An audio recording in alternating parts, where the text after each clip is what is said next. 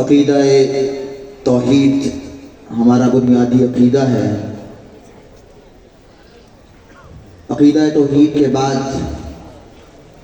سرور کونین علیہ تحیت و تسلیم کے متعلق عقیدہ ختم نبوت ہمارے ایمان کے بنیادی عقائد میں شامل ہے۔ ادارے کے طالب علم زین العابدین کو دعوت دوں گا کہ وہ عقیدہ ختم نبوت پر اپنے خیالات کا اظہار کریں۔ زین العابدین۔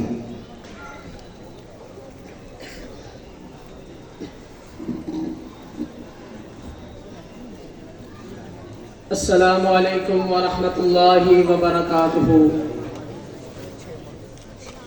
نحمده ونصلي على رسوله الكريم اما بعد، قال الله تعالى في القرآن المجيد والفرقان الحميد: اعوذ بالله السميع العليم من الشيطان الرجيم، بسم الله الرحمن الرحيم، ما كان محمد ابا احد من رجالكم ولكن رسول الله وخاتم النبيين، صدق الله العظيم۔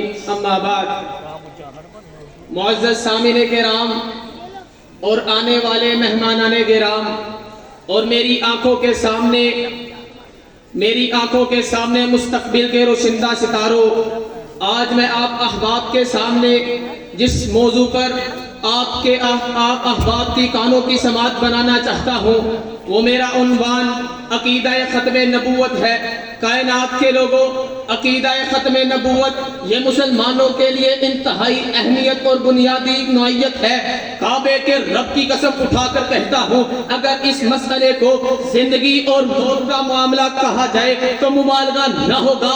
یہ مسئلہ نہ استنباطی ہے نہ قیاسی ہے، بلکہ میں نہیں کہتا، آسمان والا رب کہتا ہے کہ ما کان محمد ابا احد من رجالکم ولکن رسول اللہ وخاتم النبیین۔ او لوگوں سن لو، میرے آقا کا آخری نبی اور رسول ہونا اسلام کے ان بنیادی عقائدوں میں سے ہے کہ جن کو ہر عام اور خاص، عالم ہو یا جاہل ہو، شہری ہو یا دیہاتی ہو، سبھی کا اس بات کے اوپر متفق ہے کہ میرے آقا کے بعد کوئی شخص بھی منصب نبوت کے اوپر فائز نہیں ہو سکتا۔ جو کوئی بھی میرے آقا کے بعد اپنے آپ کو نبی ہونے کا دعویٰ کرے وہ دائرہ اسلام سے خارج ہے، بلکہ میرے آقا نے تو اسے کذاب اور دجال قرار دیا۔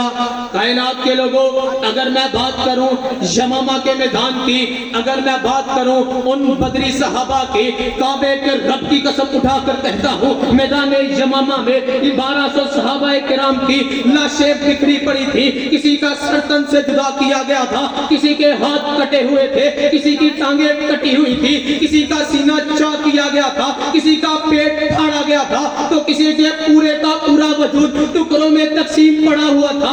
یہ 1200 صحابہ کرام ختم نبوت کے اوپر اپنی جانوں کے نذرانے پیش کرتے ہوئے میدان یمامہ میں اس شان سے چمک رہے تھے کہ یوں محسوس ہونے لگا کہ آسمان سے نصرت آ اتری ہے۔ پھر میں کیوں نہ کہوں کہ تعریف محمد لکھ لکھ کر ہم سنائیں گے، تعریف محمد لکھ لکھ کر ہم سنائیں گے۔ ہم ختم نبوت کے اوپر اپنی جانوں کے نذرانے بھی لٹائیں گے۔ ہمیں جھکنا بھی نہیں آتا، ہمیں بکنا بھی نہیں آتا۔ اللہ کے فضل و کرم سے ہم جان لٹائیں گے، ہمیں ڈرنا بھی نہیں آتا۔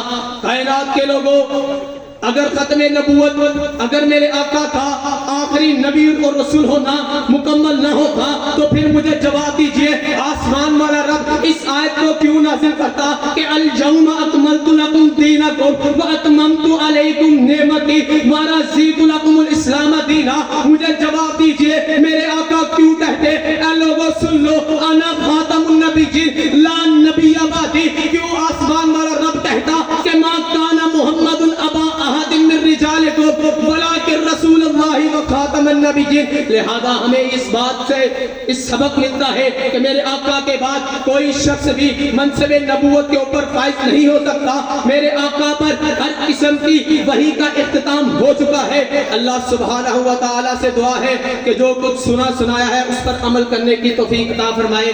آمین۔ وآخر دعوانا ان الحمدللہ۔